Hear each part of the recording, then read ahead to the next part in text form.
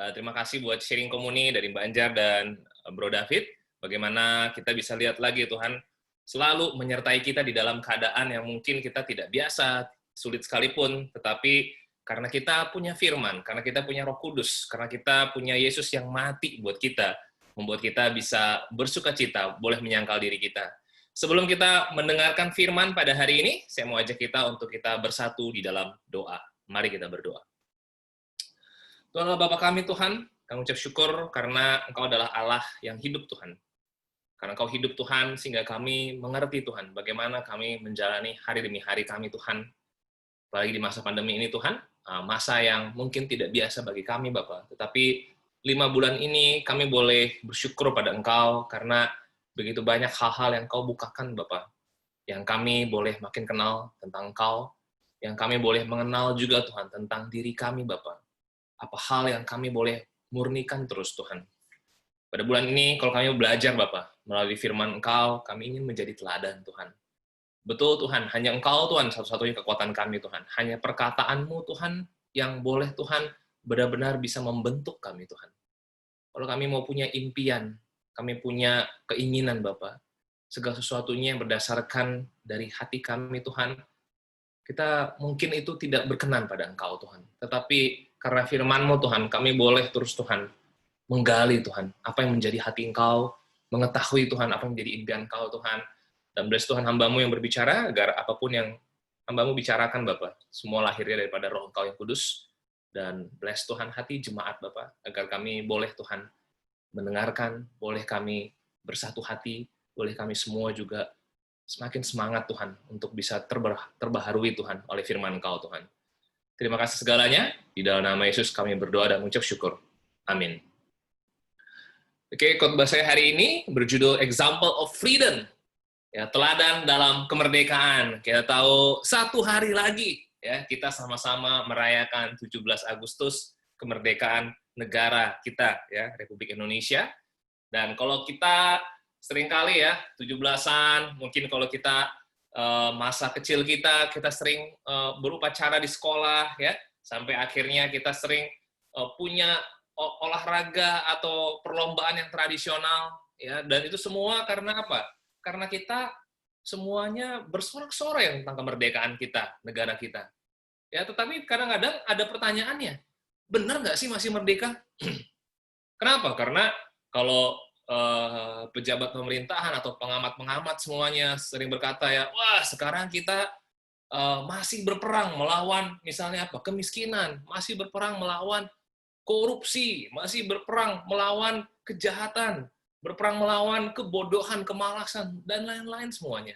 Masih banyak hal-hal yang perlu dibangun, dan namanya nasional atau negara mengerti bahwa kemerdekaan itu adalah awal di mana kita terus melanjutkan pembangunan. Ya. Tanpa terus membangun, ya kita tidak bisa berkata bahwa kita merdeka. Sama juga dengan hidup kita sebagai murid Yesus. Ya, pertanyaan adalah masihkah kita merdeka dalam Kristus? Ya. Hal apa sih yang belum merdeka? Hal apa yang kita masih sering punya mungkin hal-hal dalam diri kita yang belum kita benar-benar merasa bebas, ya dosa-dosa kita masih belum merdeka ya di dalam Kristus Yesus. Tetapi hari ini kita mau bisa lihat bahwa merdeka itu apa? Yohanes 8 ayat 31 sampai 33 berkata bahwa maka katanya kepada orang-orang Yahudi yang percaya kepadanya, jikalau kamu tetap dalam firman-Ku, kamu benar-benar adalah murid-Ku, dan kamu akan mengetahui kebenaran, dan kebenaran itu akan memerdekakan kamu. Jawab mereka, kami adalah keturunan Abraham dan tidak pernah menjadi hamba siapapun. Bagaimana engkau dapat berkata kamu akan merdeka? Jadi kemerdekaan yang orang Yahudi punya persepsi adalah, ya saya nggak ada yang jadi pemimpin saya, pokoknya saya bukan jadi hamba siapa-siapa. Ya kan? Terserah saya mau ngapain, saya mau melakukan apa, saya mau mikir tentang apa, ya terserah saya, dan saya adalah merdeka. Jadi orang-orang Yahudi pun bisa salah persepsi tentang itu. Ya, padahal Yesus kita berkata bahwa apa? Jikalau tetap dalam firman Tuhan. Ya, makanya kalau sudah dibebaskan dosa melalui kayu salib, bagaimana Yesus mati buat kita dan ditebus merdeka kita, pertanyaannya, masih dalam firman nggak? Tetap di dalam firman nggak kita? Ini sangat penting. Brothers Sisters, jemaat, Bapak Ibu sekalian. Mengapa? Karena kemerdekaan itu dilihat daripada kita hidup tetap dalam firman, dan selanjutnya kita bisa menjadi contoh, teladan, example.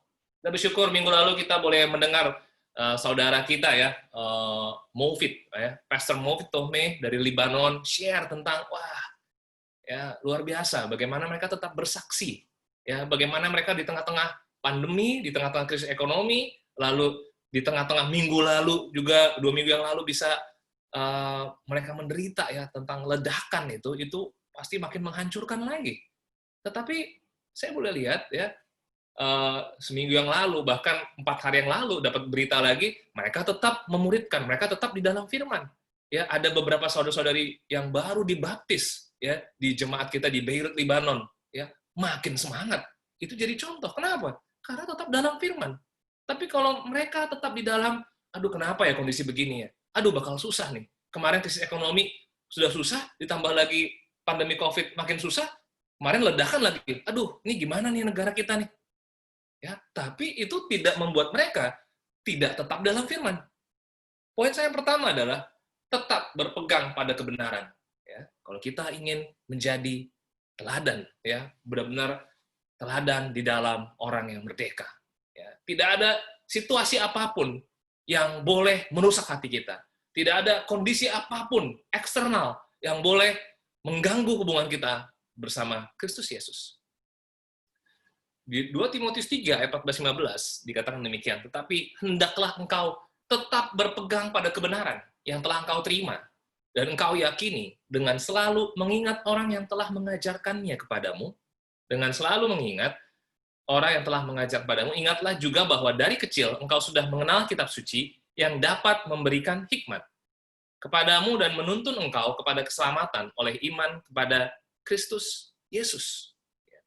Jadi Paulus juga selalu mengingatkan Timotius supaya apa? Timotius, tetap berpegang pada kebenaran. Ya, di kota yang kamu akan pegang, kamu akan pimpin, kamu akan layani. Ya, mungkin banyak hal yang akan kamu hadapi. Jangan lupa, tetap berpegang pada kebenaran itu. Lalu dikatakan, ingat, ya dari kecil engkau sudah mengenal kitab suci yang dapat memberikan hikmat. Ya, jadi kalau seandainya kita mengingat ya, pertama kali kita boleh kenal Tuhan. Saya sendiri dari kecil, saya tahu, saya dapetin firman Tuhan. Ya, saya bisa lihat keluarga saya mencoba untuk melakukan firman Tuhan. Ya, saya bisa ingat ya, di mana waktu sekolah minggu, saya juga bisa ingat tentang firman Tuhan. Tapi waktu-waktu itu adalah waktu-waktu yang, nggak terlalu peduli lah. Ya, nggak akan banyak terlalu pengaruh juga. Ya, baru waktu pas SMA, pas kuliah, makin ngerasain, aduh, ini ya, mungkin gara-gara saya nggak pernah ya berpegang sama firman ya, kayaknya kok segala sesuatu saya jadi makin nggak merasa pasti, kok saya makin merasa nggak confident ya. Terus kita cari confident dengan kita mau lebih hebat dari orang lain, kita pengen bisa kejar yang satu, kejar tentang keuangan, kejar tentang skill-nya saya, hobinya saya, supaya banyak hal yang kita kalau kita berpegang sama itu jadi lebih percaya diri, lebih pasti masa depannya saya. Tapi saya tahu kenapa banyak keraguan di situ. Karena memang ada masa-masa saya tidak berpegang pada firman dan kedewasaan hati saya tidak sampai kepada kemerdekaan yang sesungguhnya. Jadi bagaimana caranya tetap berpegang pada firman? Apakah dengan hanya mengingat firman Tuhan setiap hari? Saya masih ingat tidak kurang saya baca Alkitab waktu saya SMP, SMA. Ya bahkan pagi dan malam saya baca. Ya. Ada renungan-renungan harian yang khusus saya baca waktu itu. Tapi untuk apakah dengan mengingat saja, oh ya tadi saya baca ini ya kan, lalu habis itu ya Tuhan baik. Ya, apakah dengan itu kita tetap merdeka? Kadang-kadang saya tahu bahwa kok masih terbelenggu ya kepada rasa malu di hadapan orang ya. Padahal sudah baca firman. Kok masih sering merasa tidak dihargai ya? Ya, padahal tadi udah baca firman, saya masih ingat kok ayatnya. Jadi ada hal gap ya di dalam pembacaan firman kita, tapi waktu kita menjalani keseharian, sepertinya firman itu tidak kuat. Sepertinya apa yang saya alami ini tidak nyambung sama firman Tuhan yang saya baca. Oke, jadi saya mengingat bahwa apa? Kayaknya kok mengingat firman Tuhan setiap hari aja kok kayaknya nggak bisa merdeka terus ya. Itu adalah pergumulan saya. Sewaktu saya SMP, SMA, sampai kampus, ya, bahkan sebelum menikah. Nah, mari kita lihat ya. Di 2 Timotius 3, ini ayatnya ada ayat yang ke-16, ya, maaf saya tidak tampilkan ayatnya di sini. Dikatakan apa? Segala tulisan yang diilhamkan Allah memang bermanfaat untuk mengajar, untuk menyatakan kesalahan, untuk memperbaiki kelakuan, dan untuk mendidik orang dalam kebenaran. Saya mau fokus di segala tulisan yang diilhamkan Allah. Ya, dikatakan dalam bahasa Inggrisnya adalah all scripture is God-breathed. Ya, bahwa apa? Itu nafasnya Tuhan. Hembusan nafasnya Tuhan. Ya, kalau kita bayangkan ya, wah, kenapa kok sebenarnya di Bible, ya, khususnya di bahasa Inggris, itu mau mengatakan bahwa setiap perkataan Tuhan itu seperti hembusan nafasnya Tuhan. Ya, hembusan nafas yang membuat hidup. Ya, kalau kita masih ingat di Kejadian 2 ayat 7, ya, saya simpulkan demikian bahwa apa? Waktu Tuhan Allah menciptakan Adam, dan Adam yang dari debu dan tanah itu dihembuskan nafas dari Tuhan, ya. Kalau dalam bahasa Ibrani-nya ruah. Supaya apa? Sehingga nafas dari Tuhan itulah yang menghidupkan Adam. Dan karena ini adalah roh, ya, yang dihembuskan oleh Tuhan, sehingga Adam itu bisa connect, bisa nyambung sama Tuhan. Ya, dan setiap manusia itu dihembuskan roh Allah. Supaya apa? Darah-darah itu bisa mengalir, ya, jantung itu bisa memompa, ya, oksigen bisa mengalir di dalam tubuh, ya, dari otak bisa terus ya mengkoordinasikan seluruh bagian kehidupan. Karena apa yang menggerakkan? Nafas dari roh Tuhan. Jadi ini sangat krusial, ya. Kita harus tahu ya, hari ini kita bisa bergerak, bisa berpikir, bisa bermain, itu karena rohnya Allah. Tapi tujuannya apa? Supaya kita bisa connect sama Dia. Oke, jadi kita bisa bayangkan ya, kalau firman Tuhan yang kita baca itu adalah roh Allah yang membuat kita bisa hidup. Hari ini kita bisa bergerak. Karena apa? Karena firman Tuhan, roh Allah itu yang ingin menjadi sumber mengapa kita bergerak. Mengapa kita berpikir hari ini? Mengapa hari ini kita ibadah? Harusnya sumbernya dari perkataan-perkataan firman Tuhan. Nanti kita mau fellowship, apa sumbernya? Nanti kita mau makan, ya. Nanti kita mau ketemu orang mungkin, ya. Nanti malam kita mau melakukan aktivitas. Aktivitas itu siapa sumbernya? Perkataan Tuhan yang mana sumbernya? Ya, saya terus di sini ya, seberapa berpengaruh biografi seseorang untuk hidup kita. Ya, kalau firman Tuhan itu adalah biografinya Tuhan. Ya, dari penciptaan sampai buku Wahyu itu menceritakan perjalanan Tuhan dari abad ke abad, dari masa ke masa, dari manusia-manusia yang mungkin udah lewat, saya nggak tahu ya, mungkin triliunan manusia udah terlewati oleh Tuhan dari penciptaan. Tapi biografi dari Tuhan kita boleh lihat di Alkitab. Waktu SMU saya pernah dapetin satu buku biografi ya, almarhum papa saya berikan ke saya, ini loh, ini ada biografi, ini Bapak baca nih, bagus sekali nih. Ya, ini inspirasi sekali. Ya, saya nggak terlalu kenal orangnya, tapi Bapak saya kenal, ya. Namanya waktu SMO ya, saya nggak terlalu peduli ya, itu siapa atau apa gitu ya. Saya baca-baca, ya oke, ya ada yang menarik, ada yang enggak ya. Jadi waktu setelah saya baca-baca, coba membacanya, ya kesimpulannya adalah saya nggak terlalu tertarik. Waktu saya nggak tertarik, akibatnya ya udah ya, kalau nggak tertarik kita sendiri tidak makin itu mempengaruhi dalam keseharian kita. Tapi saya pernah membaca buku sedikit ya tentang buku cerita ya, termasuk biografinya Albert Einstein ya. Wah, saya bisa lihat dia waktu pas masa-masa SMP juga tidak gampang ya, malah dibully teman-temannya, malah gurunya bisa keluarin dia karena cara berpikirnya juga berbeda, ya dia cara berpikirnya unik, ya. Tetapi pada kelanjutannya justru dia bisa menjadi ilmuwan. Dia bisa cara pikir dia yang unik itu, dia bisa punya kekuatan yang tersendiri. Ya, dan waktu itu saya baca itu, saya tertarik. Kenapa? Karena saya pengen jadi orang yang unik.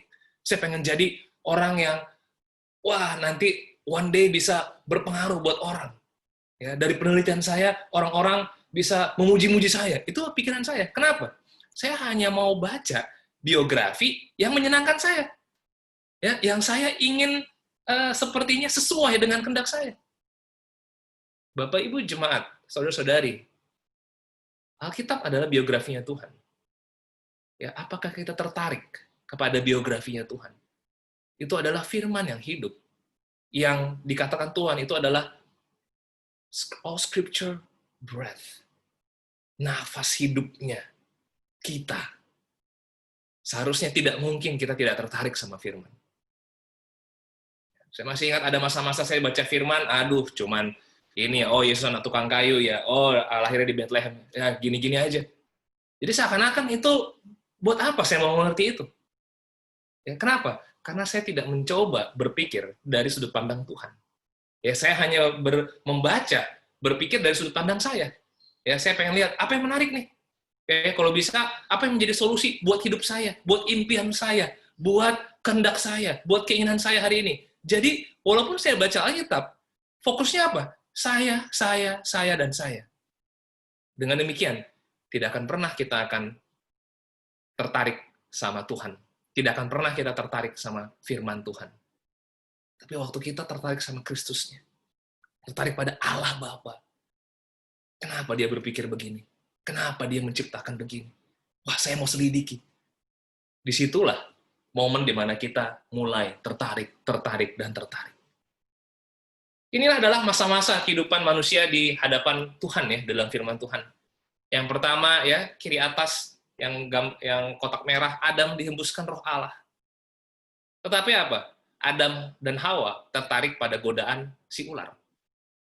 Lalu ada masa di mana Israel sebagai bangsa pilihan Tuhan diberikan nabi dan hukum Taurat, ya. Ada perkataan Tuhan juga diberikan. Lihat, nafas hidup lagi diberikan. Tapi apa? Justru dari hukum Taurat Israel makin berdosa. Ya, makin keinginannya, ya. Jadi Israel membaca Taurat itu hanya dengan fokus keinginan dia. Sehingga tidak pernah Israel mau mengerti dari sudut pandang Tuhan. Sehingga tidak timbul kasih yang segenap hati kepada Tuhan. Justru dosa makin berkeliaran. Tapi sewaktu Israel makin berdosa, lihat apa yang Tuhan lakukan. Dia utus Kristus, mati, bangkit, lalu dikasih Roh Kudus kepada murid-murid. Lalu apa yang terjadi? Ya, setelah Kristus mati dan dikasih Roh Kudus ya, 2000 tahun yang lalu. Nah, sekarang ini adalah zaman-zaman hari-hari terakhir. Ya, kalau kita baca buku Daniel ya, hari-hari terakhir, zaman-zaman terakhir itu apa? Yaitu zaman setelah Yesus mati, bangkit, kasih Roh Kudus. Itu adalah zaman terakhir. Ya, sampai sekarang 2000 tahun ini zaman terakhir. Kedepannya masih zaman terakhir. Nah, apa yang terjadi di hari-hari terakhir setelah Kristus mati 2000 tahun yang lalu, dia bangkit dan kasih Roh Kudus? Apa yang terjadi? Ya, tapi saya sangat tertarik di sini. Kenapa? Karena buat Tuhan di Alkitab yang dia ceritakan adalah dari sudut pandang dia selalu. Lihat, saya hembuskan roh Allah kepada manusia pertama, Adam. Ya, tapi Adam dan Hawa fokus pada dosanya. Fokus pada keinginannya. Lihat, bangsa pilihan saya bangkitkan, Israel. Lihat, saya kasih nabi-nabinya. Saya kasih lagi hembusan nafas saya melalui hukum Taurat. Tapi apa? Israel makin berdosa. Lihat, sekarang saya kasih anak saya yang tunggal. Kristus mati, bangkit, kasih Roh Kudus pada murid-murid. Sekarang lihat, hari ini jadinya apa? 2 Timotius 3 ayat 1-2. Oke. Ketahuilah bahwa pada hari-hari terakhir akan datang masa yang sukar. Manusia akan mencintai dirinya sendiri dan menjadi hamba uang. Mereka akan membual dan menyombongkan diri. Mereka akan menjadi pemfitnah. Mereka akan berontak terhadap orang tua dan tidak tahu berterima kasih. Tidak mempedulikan agama. Itu ayat 1-2. Ya, di ayat 3 sampai ayat 4 sampai ayat 5-nya, ya.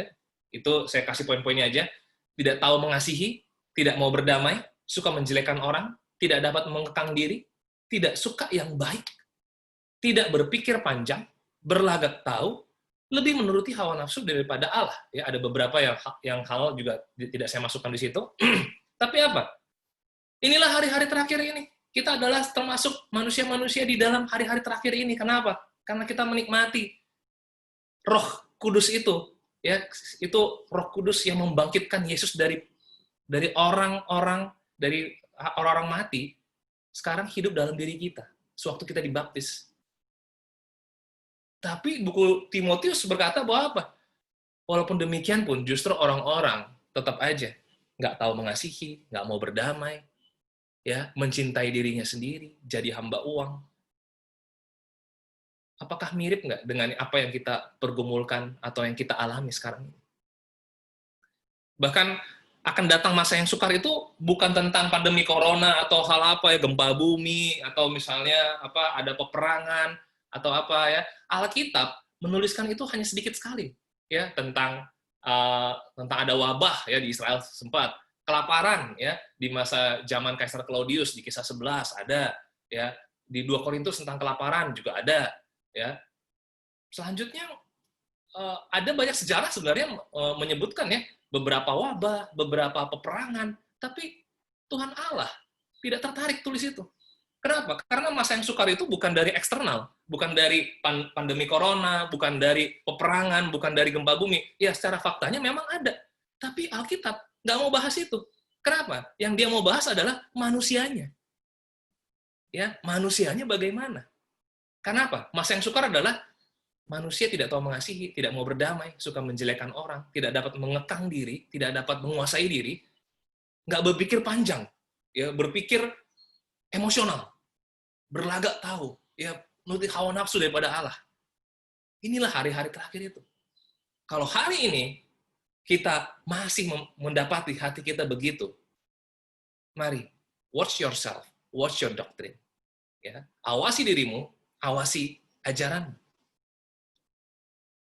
Ya, kita brother-sister, Bapak Ibu, saudari, kita butuh baca firman setiap hari, setiap saat. Ya, saya dalam momen khotbah saya hari ini, saya ingin sekali supaya kita jemaat ya makin rajin baca firman Tuhan, makin tertarik ya, bahkan bukan tentang setiap harinya. Yang penting pagi-pagi saya udah store baca Alkitab saya renungkan lagi. Kalau bisa saya ada baca lagi yang tadi pagi yang mungkin ada yang saya nggak ngerti, saya mau coba lagi. Ya. Kenapa? Di 2 Timotius 3:5, secara lahiriah mereka menjalankan ibadah mereka, tetapi pada hakikatnya mereka memungkiri kekuatannya. Wow. Ya, ini adalah zaman-zaman sekarang ini. Ibadah, pelayanan, doa, tapi sepertinya di dalam pelayanan-pelayanan yang dilakukan, sepertinya nggak yakin tuh, ya entar masa depan saya gimana ya, tetap aja. Ya, tidak sepertinya ibadah-ibadah yang dilakukan itu nggak seperti makin bikin kuat kita. Kenapa? Karena kita nggak percaya. Karena bukan perkataan Tuhan yang sepertinya mengalir dalam pemikiran kita. Ya, Tuhan maunya dalam setiap kegiatan kita, dalam setiap harinya kita, itu dapat energinya dari firman Tuhan. Dapat idenya dari firman Tuhan. Ya, dapat kekuatannya, dapat pemikirannya dari firman Tuhan. Sedalam itu, sesehati dan sepikir itu Tuhan mau bareng-bareng sama kita. Kenapa? Karena dia ada hembuskan nafasnya dia ke kita melalui perkataan firman Tuhan. Pasal 3 ayat 7 dikatakan apa? Yang walaupun selalu ingin diajar, namun tidak pernah dapat mengenal kebenaran. Setahun, ya, kita akan mendengarkan khotbah 52 kali, paling sedikit. Baca Bible, ya, kalau kita setiap hari baca Bible, berarti 360 kali kita baca Bible dalam setahun. Begitu banyak kita mungkin bisa gampang bisa merespon. Wah, thank you. Firman luar biasa. Ini adalah yang membuat saya tertusuk.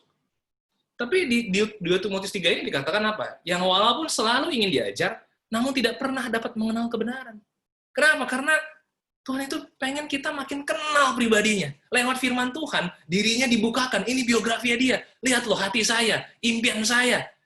Oke, setelah makin baca-baca Bible, makin sama nggak impiannya sama Tuhan?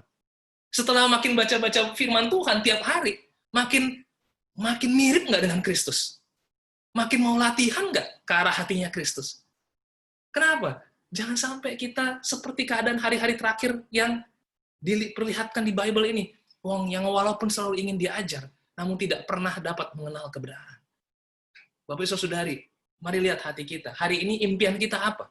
Ada nggak impian kita? Aduh, saya semakin ingin makin mirip seperti Kristus. Aduh, rendah hatinya saya pengen makin mirip. Aduh, kenapa saya kemarin bisa bicara begitu ya? Aduh, sombongnya saya kok begitu? Aduh, rendah hatinya saya makin mirip seperti Kristus.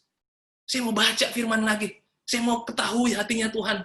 Saya mau, kok saya nggak tekun ya? Kok saya gampang mut-mutan ya? Aduh, ini ada hal yang saya perlu makin dalami firman Tuhan. Brothers and sisters, baca dan kita butuh firman setiap hari, setiap saat. Renungkan, renungkan, dan renungkan. Makanya Daud selalu berkata, siang dan malam. Barang siapa yang kesukaannya Taurat Tuhan dan merenungkannya siang dan malam. Artinya apa? Ada matahari atau tidak ada matahari. Ya, baik atau tidak baik waktunya. Ada perkataan Tuhan yang kita butuhkan, dan itu flowing, ya, mengalir dalam tubuh kita, mengalir dalam setiap jamnya hidup kita. Amin. Poin terakhir, lanjutkan kebenaran yang memberikan hikmat dan iman. Ya, kalau kita sudah suka baca firman, kalau kita sudah ambil, bro, saya ada rasa saya belum suka sama firman Tuhan, tapi saya mau konsisten baca firman Tuhan setiap hari. Amin. Ya. Yang kedua adalah lanjutkan kebenaran yang memberikan hikmat dan iman. 2 Timotius 3:15 dikatakan apa? Ingatlah juga bahwa dari kecil engkau sudah mengenal kitab suci yang dapat memberi hikmat kepadamu dan menuntun engkau kepada keselamatan oleh iman kepada Kristus Yesus. Ya. Jadi di sini kalau kita terus baca firman, dibilang akan kasih hikmat kepada kita. Ya. Dan itu oleh iman kepada Kristus Yesus.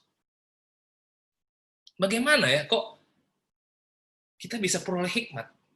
Oke, saya mau kasih semangat pada Bapak Ibu Saudara sekalian supaya kita juga bisa lihat ya, waktu kita nanti baca-baca firman itu, nanti kita punya kesempatan yang luar biasa untuk dapetin hikmatnya Tuhan. Ya, ini adalah gambar orang ya, orang lagi santai di perahu ya. Namanya santai di perahu ya, kadang ada bisa tertiup angin ya, lalu air itu mengalirkan perahunya. Lama-lama bisa terhanyut. Jadi hanyut itu adalah saat kita lengah, tidak dalam firman. Lama-lama yang kita pegang adalah dalam setiap harinya. Mungkin kita baca firman, tapi kita nggak benar-benar renungkan, dan firman itu bukan jadi nafasnya hidupnya kita setiap saat. Ya, tiba-tiba kita ngerasa kita lihat langit yang sama, tapi posisi kita sudah di posisi yang berbeda. Loh, kok saya udah di sini nih? Padahal saya tetap lihat langit yang sama. Itulah kenapa kita butuh punya hikmat Tuhan. Kenapa? Karena di dalam setiap harinya, dunia akan menawarkan hikmatnya. Hari ini, kita mungkin bisa lihat hikmat kerja keras dari orang-orang lain. Wah, keluarga saya butuh uang. Saya akan kerja keras. Wah, itu orang yang kerja keras. Dia selalu berkomitmen. Dia sukses. Terus lalu kita dengar quotes-quotes ya. Rajin pangkal pandai, misalnya gitu ya. Lalu kita makin hikmatnya yang itu kita pegang. Lama-lama, memang Bible itu kayak nggak ada pengaruhnya. Kenapa? Justru yang kita ambil dari dunia, justru yang kita pelajari dari dunia, itu sepertinya lebih menghasilkan, lebih ada pengaruh yang kelihatan. Lama-lama, worldly wisdom itu makin besar, makin terisi dalam pikiran kita. Tapi godly wisdom makin tertinggal. Ya, dalam pergaulan saya bisa melihat, wah, orang-orang yang suka ngelucu. Wah, orang-orang yang postingannya makin keren, makin bagus, captionnya makin asik, followersnya makin banyak. Wah, tapi saya tahu nih, orang ini bukan orang yang suka firman, kok baca firman aja dia nggak tahu. Wah, berarti ya, memang kita harus terus posting. Kita harus terus aktif. Kalau kita aktif, nanti lama-lama orang kenal kita. Kalau lama-lama orang kenal kita akan bisa sukses. Jadi, worldly wisdom itu kita pelajari semua dari orang-orang yang berhasil di dunia, kita pelajari kenapa mereka berhasil, kenapa mereka bisa followers banyak, kenapa mereka bisa sukses. Kita tanya, kita browsing sana, browsing sini, dapat worldly wisdom itu. Tapi ini bisa sangat menghanyutkan kita. Kenapa? Mungkin kita tahu, wah, makin nih, saya mengarah pada tujuan saya, cita-cita saya, keinginan saya. Tapi sebenarnya, kita sudah tidak lagi di dalam firman Tuhan. Hikmat Allah adalah saat kita mengalami firman. 1 Korintus 2 ayat 10 dikatakan demikian. Karena kepada kita, Allah telah menyatakannya oleh roh. Sebab roh menyelidiki segala sesuatu, bahkan hal-hal yang tersembunyi dalam diri Allah. Lihat ya, roh Allah, nafas hidup Allah, itu dinyatakan di dalam firman Tuhan. Ya, jadi, saya mau kasih bayangan begini. Waktu kita baca firman, lama-lama, Tuhan itu makin menyatakan dirinya. Lama-lama, apa yang tersembunyi dalam diri Allah, itu makin kita bisa lihat jelas. Oh, ternyata Tuhan begini. Oh, ternyata love-nya Tuhan sebegininya ya. Oh, ternyata karakternya itu seperti itu. Wah, jauh sekali saya melangkah. Saya kok beda jauh. Waduh. Ya.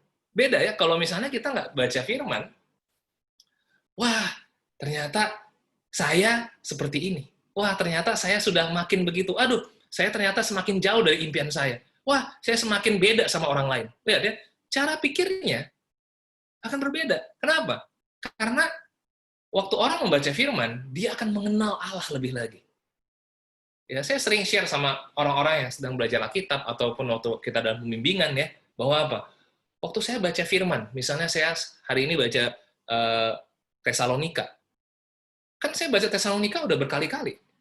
Tapi setiap baca lagi, kok ada hal yang tersembunyi yang saya dulu nggak pernah bisa ngerti, nggak pernah bisa dapat tahun lalu, tahun ini kok tambah lagi. Dan saya punya keyakinan, tahun depan tambah lagi. Kenapa? Karena makin kita menyukai firman, makin Allah makin, nih saya kenalin diri saya lebih lagi. Dan waktu dia kenalin diri dia lebih lagi, kita makin terbawa, makin terkuatkan, makin bisa melihat, wah ternyata diri saya lagi diobok-obok, tapi lagi dikasih kekuatan. Ya, saya bisa katakan bahwa apa? Sejak saya SMU sampai sekarang, waduh, hikmat Tuhan itu makin luar biasa banget. Ya, tapi ayat 14 dikatakan apa? Manusia duniawi tidak menerima apa yang berasal dari roh Allah. Karena hal itu baginya adalah suatu kebodohan.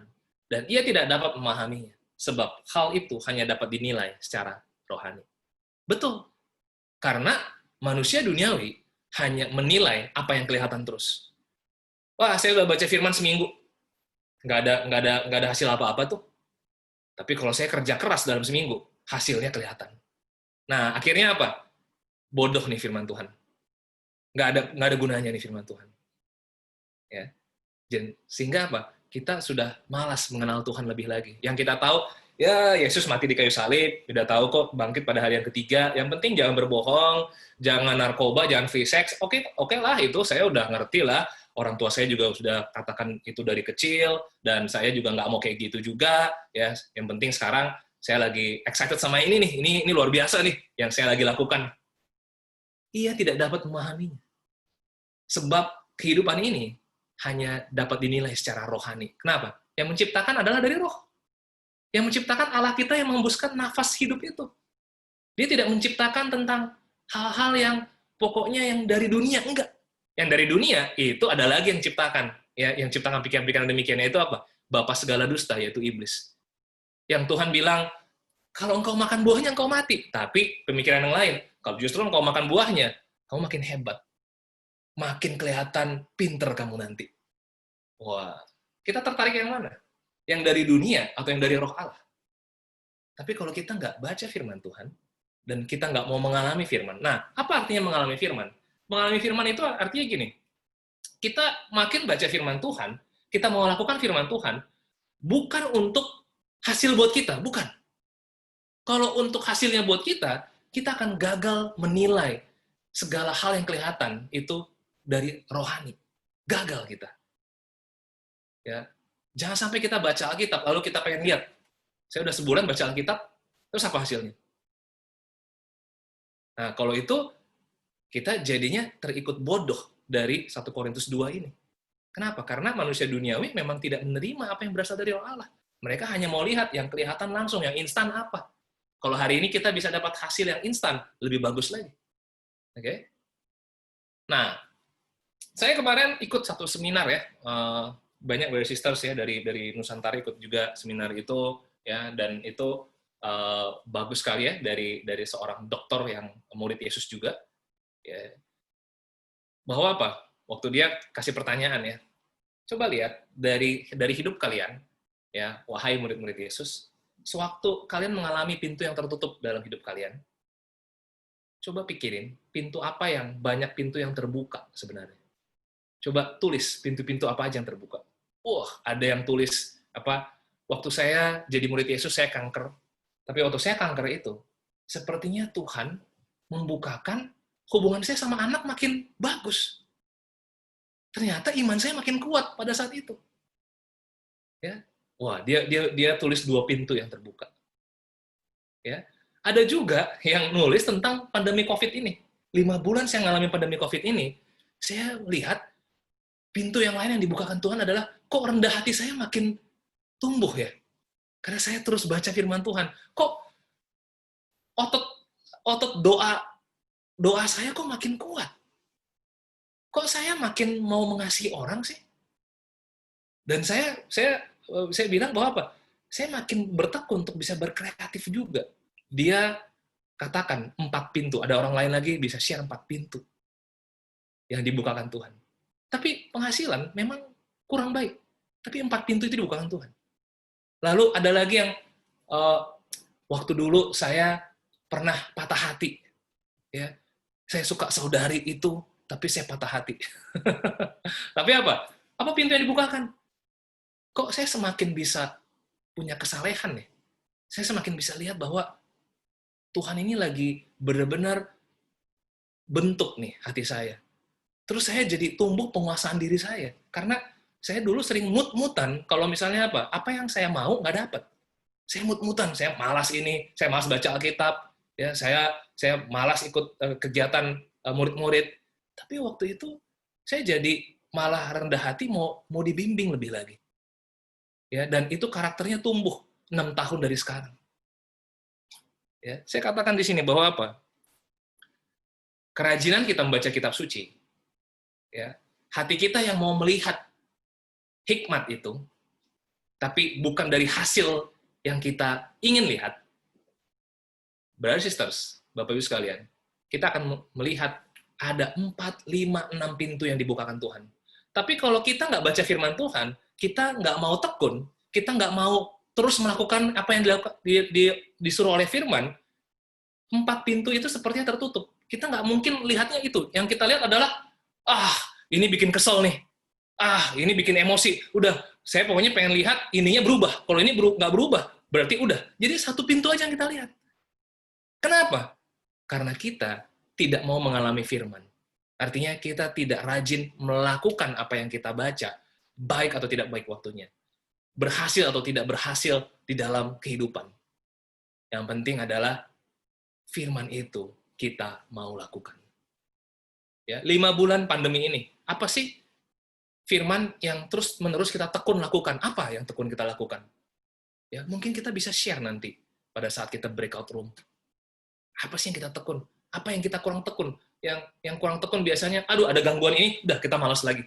Aduh ada sesuatu ini, udah kita udah nyerah. Jadi firman itu bukan seperti nafas hidup, tapi seperti ban serep. Ya, kalau bisa saya pakai. Ya, kalau enggak ya udah, atau kartu as.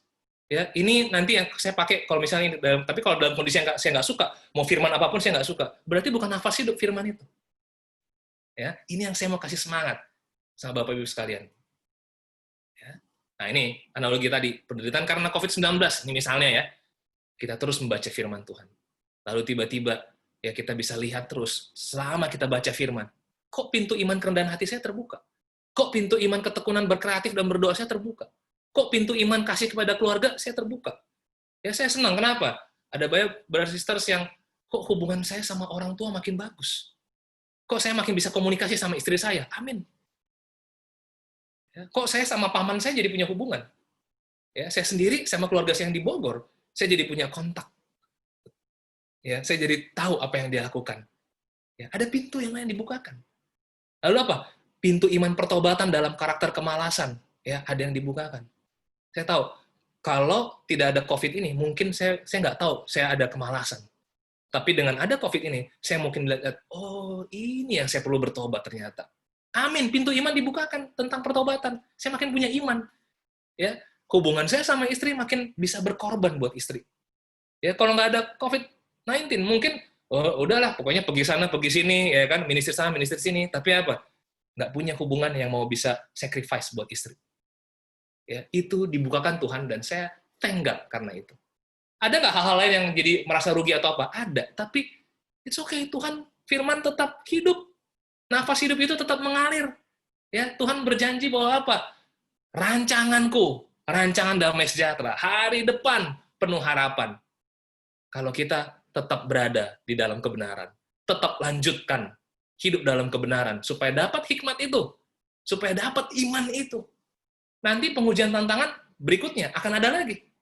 Tapi waktu tantangan diberikan, ya itu memang mungkin akan hantam kita, akan bikin kita nggak tahan. Tapi apa? Dari situ akan berbuah hikmat iman yang hidup. Dan one day nanti kita dipanggil oleh Tuhan. Tuhan hanya mau lihat, Moses, hidupmu selama 80 tahun saya kasih, ya kamu sudah meninggal, sekarang saya sudah datang kedua kalinya, saya mau lihat iman kamu selama di dunia. Saya mau lihat hikmat yang tumbuh dari firman Tuhan. Hanya itu yang Tuhan mau lihat. Ya, entah itu keinginan kita berhasil atau enggak di dalam dunia, Tuhan nggak lihat itu. Kenapa? Karena Tuhan sejak awalnya desain manusia, dia hanya kasih roh Allah yang hidup itu, supaya itu bisa mengalir dalam hidup kita, dan one day kita bertemu pada Tuhan, dia mau lihat seberapa roh Allah yang hidup dalam firman Tuhan, benar-benar hidup dalam diri kita. Pada akhirnya kita bisa jadi example, dalam hidup ini pun kita bisa jadi contoh. Mari kita jadi contoh buat keluarga kita. Mari kita jadi contoh di dalam pandemi COVID ini. Kita punya hikmat dan iman yang makin dibukakan terus. Mari kita jadi contoh buat jemaat, buat grup kita. Ambil semangat itu. Ya, mari kita jadi teladan dalam kemerdekaan. Kita tidak lagi dibelenggu oleh karakter kita, dosa kita. Yang pertama, tetap berpegang pada pembacaan firman dan merenungkan setiap saat, setiap hari. Dan yang kedua, lanjutkan menghidupi kebenaran firman sampai memperoleh hikmat dan iman yang hidup. Amin. Tuhan memberkati. Mari kita berdoa. Tuhan, terima kasih Bapak, karena pada pagi hari ini kami boleh punya waktu lagi Tuhan mendengar firman Engkau Tuhan. Memuji Tuhan karena Engkau Allah yang benar-benar hidup Tuhan. Terima kasih karena Engkau tidak pernah lalai Bapak kepada kami Bapak. Engkau tidak pernah menyerah kepada kami Tuhan manusia Bapak. Berkali-kali Engkau memberikan roh Engkau. Memberikan Taurat Engkau, memberikan Yesus anak yang tunggal Bapa. Berkali-kali itu juga manusia menolak Engkau. Manusia lebih suka kepada dunia ini. Manusia lebih suka kepada keinginannya. Hidup yang lama, Bapa. Bahkan orang-orang jadi pemberontak. Orang-orang lebih mencintai dirinya sendiri. Cinta uang, Tuhan. Lebih suka hawa nafsunya, Bapa. Hari ini, Tuhan, begitu banyak godaan, Bapa. Hal-hal yang boleh kita nikmati setiap hari, Bapa. Tapi biarlah Bapak, kami murid-murid Engkau Tuhan, kami mau melatih diri kami Bapak, latihan roh Bapak. Kami mau tetap berpegang Tuhan, karena kami mau merdeka dari semua hal-hal yang mengganggu kita Tuhan, untuk bisa tetap nyambung sama Engkau Tuhan. Ampuni kami Tuhan, kalau ada hal-hal yang kita nggak sadar Bapak. Kami hanyut Bapak, kami kira kami tetap memandang hal yang sama. Ini cita-cita kami Tuhan, ini keinginan kami. Terima kasih Tuhan, Kau memberkati, padahal mungkin kami lagi hanyut Bapak, jauh daripada Engkau Tuhan. Biarlah Tuhan, Kau bangkitkan kembali Bapak, hati kami Bapak, untuk kami mau terus Tuhan melihat firman ini sebagai yang utama dalam hidup kami Bapak. Dan waktu kami membacanya Bapak, saat kita ngalamin goncangan, gangguan Tuhan, ada suasana yang nggak enak dalam hidup kami Tuhan, biarlah kami bertekun, biarlah kami mau melihat pintu hikmat Tuhan, melihat pintu iman yang lagi Kau bukakan Bapak. Biarlah mata kami boleh mempunyai mata yang rohani Bapak, bukan mata yang selalu duniawi, hasil yang kami inginkan Bapak. Kami percaya Bapak, pada akhirnya Bapak, di dalam hidup kami bisa menjadi contoh. Di kehidupan yang kekal, saat kami bertemu dengan Engkau Tuhan, Kau boleh melihat Tuhan, inilah Tuhan, hasil Tuhan daripada iman kami. Inilah Tuhan, hasil daripada firman yang kami baca Bapak. Terima kasih sekali Bapak, di dalam nama Yesus kami bersyukur. Amin. Amin.